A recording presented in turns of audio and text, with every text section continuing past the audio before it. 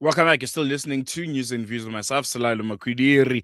It's time for our hashtag Africa Focus feature here on News and Views.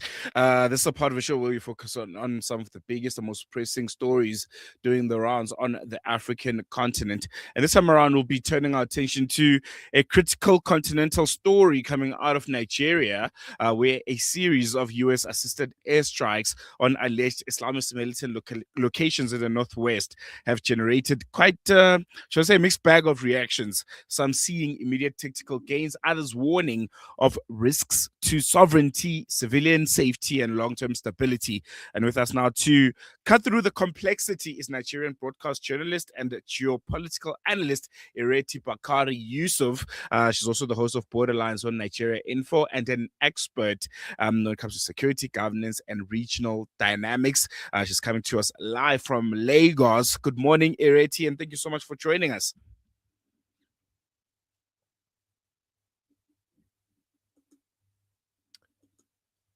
Hello, Ireti. Can you hear me? All right, we seem to have lost Ireti there for a moment. While we try to get her back, we're going to go for a quick, short break, and we'll try and regain that connection. Okay, I think she's back with us. Ireti, can you hear me? Yes, I can. All right, perfect. Thank you so much. We just lost you there for a moment. Thank you so much for giving us your time. And I think we'll jump right into it just to quickly set the scene for our listeners. If you can give a bit more insight on what really happened with the recent US airstrikes in northwest Nigeria, where they took place and why they were launched, and most importantly, who are the intended targets? Well, that's a very good question. I think Donald Trump, even he couldn't tell you who his intended target was. Um, from a journalistic point of view, I don't think the intended target was Nigeria. I don't think it was um, anything to do with us, actually. I think it was more to do with the Sahel boys, the Mm, Sahel states, the Burkina Faso, Mali, and Niger. Niger. Sokoto is an interesting place in the sense that, so if you remember that Donald Trump said, look, he's coming to fight, quote unquote, against Christian genocide. Well, there is no Christian genocide in Sokoto. In fact, there's hardly any Christians in Sokoto.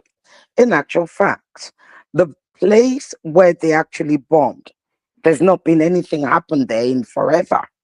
So why would you bomb that place? Because it borders, I believe it borders Niger. mm, And of course, this is why we believe that's who they were targeting. Um, Now, granted that you get a lot of the terrorists, so you've got so many terrorists, anti-state actors, terrorist groups. You have GNIM, um, you have Boko Haram. There's not even Boko Haram. I think they're more in Maiduguri. So you have so many. All of their names don't come to me, but quite a lot of them. Yes, they do come across the border into Nigeria. But why target Sokoto? Why mm, didn't he target Plateau? Why didn't he target Borno, where Boko Haram is extremely active? Why didn't he target Maiduguri? Heck, why didn't he go to Jos? Right? Because you have a mixture. So the north of Nigeria, you have Christians, you have Muslims. You have parts where you have a lot of Christians, which is the north central, like the Plateaus, the Benues, which is why you often get when the terrorist attack happened there. And again, we have to understand terrorism in Nigeria, terrorism is being used broadly, but the actual issues, what each group is fighting for, is quite nuanced. Are you with me? mm, With mm, regards to the area. So we've had a lot of US Congress people come to Nigeria, and they've always gone to Plateau and Sokoto. And I'm sure a lot of you have seen there's a particular the pastors who have been going on about Christian genocide, etc., Mm. etc. Some of them that have been carrying coffins and everything. Well, they're from the Middle Belt, which is where you have Plateau, Sokoto, Taraba, and other states. Okay, the Middle Belt is particularly unique in its own. Why is that? Let's go back historically. Historically, outside of everything that's happening now, historically, they have their own fights, ethnic clashes. Historically, you have the Mhm. Tiv and the Jukum who are constantly fighting over something or the other. Okay, so that's historical, and they're all from that area.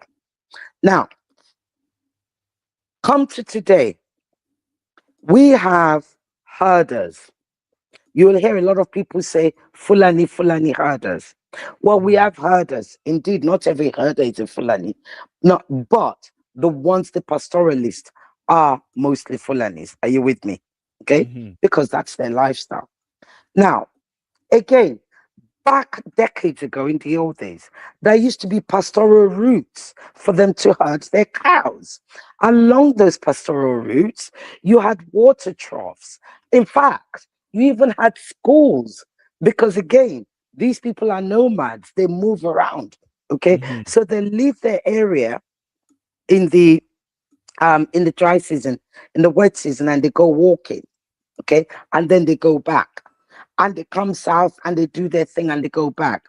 Well, something has happened in the whole world that's neither Trump nor those Congress people care about or bother to know about.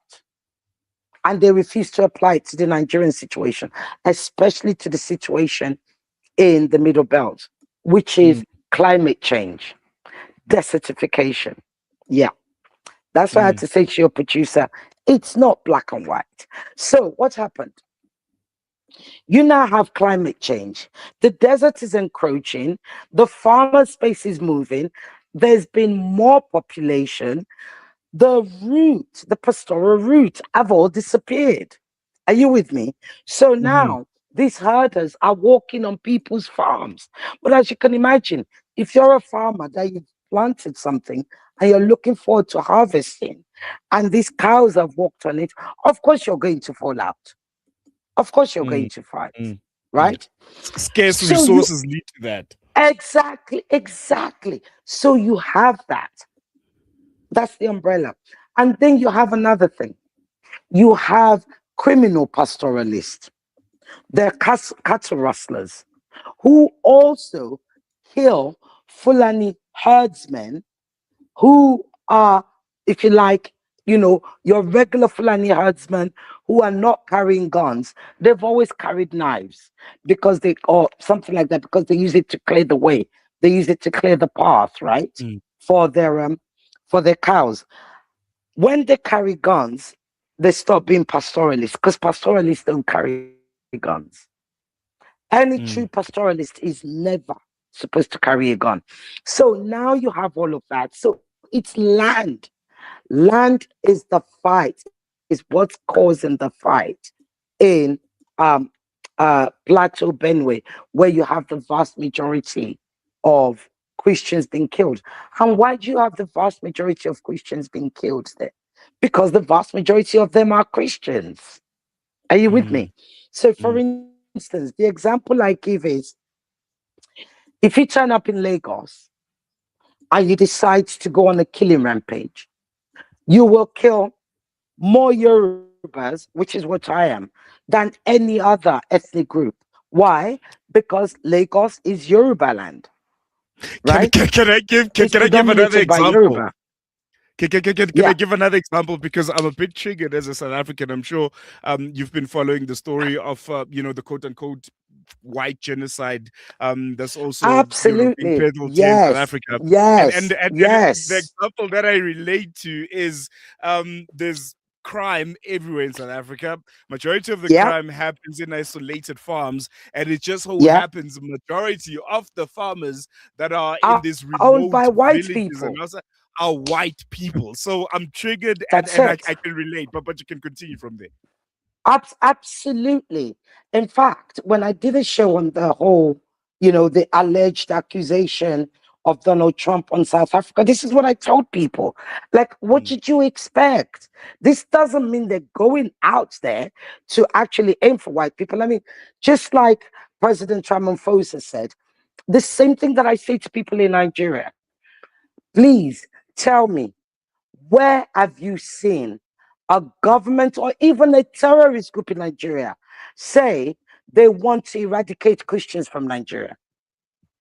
Mm. You don't. So, how do you begin to use the word genocide? Because it's convenient for Donald Trump and his white nationalist campaign movement.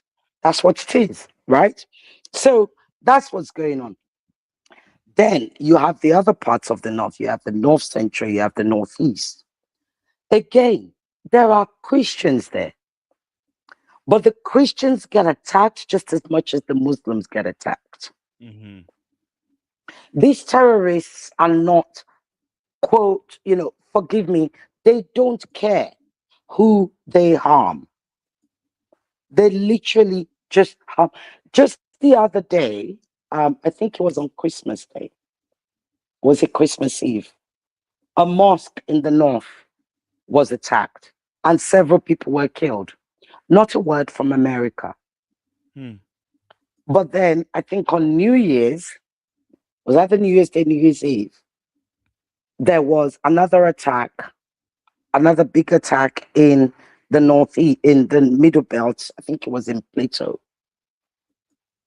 And all of a sudden, we're getting quotes.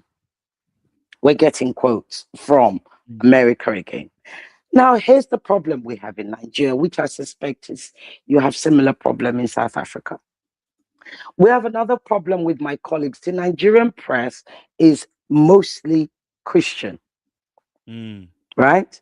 So they tend, and because these awful atrocities have been happening for so long, and they have been, they've been happening for a long. I mean, in fact, if you could possibly go back to like the 80s where pockets of it were beginning to show themselves, where um during our cessation, when groups would say they want to secede from Nigeria, or we do not want the Norths near us, or the North would say we don't want the Igbos near us. All of these clashes continue to happen. But what we have today is not any form of genocide. What we have today is government inaction. What we have today is government's woeful, incompetence. And it's not just this government I'm talking about, by the way. I'm talking about successive governments.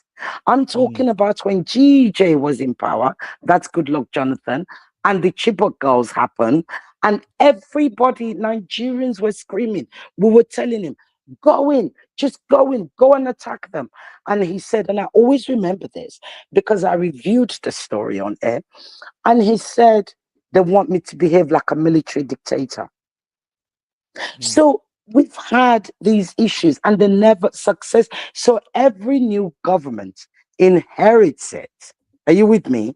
From the Mm-hmm. last government, but it's bigger. As you can imagine, it's like a cancer, right? You don't cut it out, it grows bigger and bigger, like a tumor. It grows bigger Yeah. and bigger and bigger till it overwhelms the space. So that's what we have going on in Nigeria. It is a general terrorist crime issue. Heck, I interviewed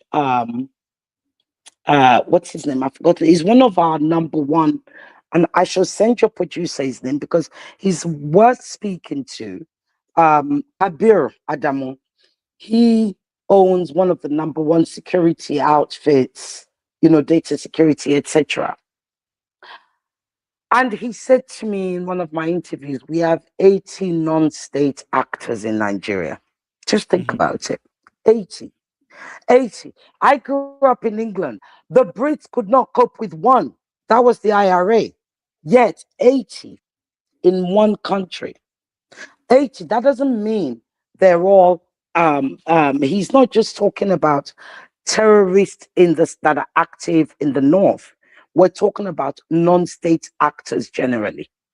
Mm-hmm. So there's a lot of security issues that the government needs to deal with, that the government needs to prioritize, that they need to literally nip it in the bud. But alas, this thing has become overwhelming. America that is coming in now, that says, oh, they want to save Nigerian Christians. Well, GJ was a Nigerian Christian. Good luck, Jonathan. Why did America refuse to sell him the Tomahawk missiles that we Mm-hmm. needed? He's a Christian. He was Mm. the head of state. They wouldn't sell it to him. Now you care about Christian genocide. Let me tell you what the actual issue is about that Christian genocide. What they're not saying and what they mean. And they've had this problem for some 20, 30 years. In Nigeria, we have something called the blasphemy law. Mm-hmm. Most people didn't know that. Most Nigerians don't know that either. The crazy thing about this blasphemy law is we inherited it from the British colonizers and we left it there. And the British colonizers brought in this blasphemy law in order to control, quote unquote, the natives from getting carried away. Now, we've kept that blasphemy law in there because then comes 1999 Constitution, written by, sort of, if you like, not so much written by Abdul Salam, but guided or implemented, whatever, by Abdul Salam. And the 1999 Constitution, because Abdul Salam is Muslim, and you had the north of the country who were agitating for Sharia. Okay, you had the north Mm-hmm. of the country who were agitating for the Sharia law. These are northern elites, by the way, not your regular northern people, because that's Mm-hmm. the north is again a very complex issue, extremely complex. So you have they were agitating, and I think the first one was the governor of Zamfara State who pushed for Sharia law. Well, they were able to get Sharia law. Well, how do you have Sharia law in a constitution of a country that's actually supposed to be secular? Mm. Do you see where the contradictions are coming in? How is how does blasphemy law, and it's the blasphemy law is real, it exists, and the blasphemy law gave way to Sharia law, right? How do you have blasphemy laws in a country that's supposed to be secular? Those of us, people like me who do not do religion, why shouldn't I be able to stand on the streets and say God doesn't exist? Mm. Why shouldn't I? And yet there is a law against that. Isn't it crazy? So you have atheists who don't speak out. We're supposed to be a secular country. I must keep saying that for your listeners. This is supposed to be a secular country, yet you have Sharia law. So you can see where all the contradictions are all over the place. And you have the blasphemy law. Well, what is happening with the Sharia law? We all know what Sharia law says. Sharia law should only ever apply to those who live and who agree to live under Sharia, correct? Right. Well, unfortunately, just like you have Christian extremists, you have Muslim extremists. In fact, you have religious extremists in the north who have actually used Sharia law to commit murder, not mass murder, but murder. So you will read about a girl called Deborah. She was killed. Why? Because they believed that she insulted the Prophet Muhammad, right? Under Sharia law, that is there. So Mm. they killed her. But what people will not tell you is that the head of the Muslims in Nigeria is the Emir of Sokoto. He condemned that killing. He said, because Allah has said, it's in the Quran, that do not fight for me. I will fight for myself. So he condemned it, but you won't hear that. So do you see how it's a whole mess? It's a whole insane mess. Hmm. A whole crazy Most mess. definitely. Ireti, unfortunately, we have run out of time. I think you'll get in touch with my producer. I think there's so much more to unpack, regarding the situation, how it interlinks with, let's say, South Africa, how it interlinks Mm, with mm. Venezuela and Palestine, and Yes. it's a whole new Yes. global order that is being established, but we don't have enough time. But I think we Yes. need to get some time and make sure that we unpack the layers and layers that are there. We're going to be here for Are now. you Thank you so aware? much. Sorry to interrupt you. Are Yes, you aware that Israel is now saying they want to come and protect the Christians in Nigeria? another element that we need to unpack, and It's we'll insane. definitely make time for it. It's insane. It's unprecedented times. And thank you so much for joining us. Really appreciate it. Thank you. Thank you. God bless you. Thank you.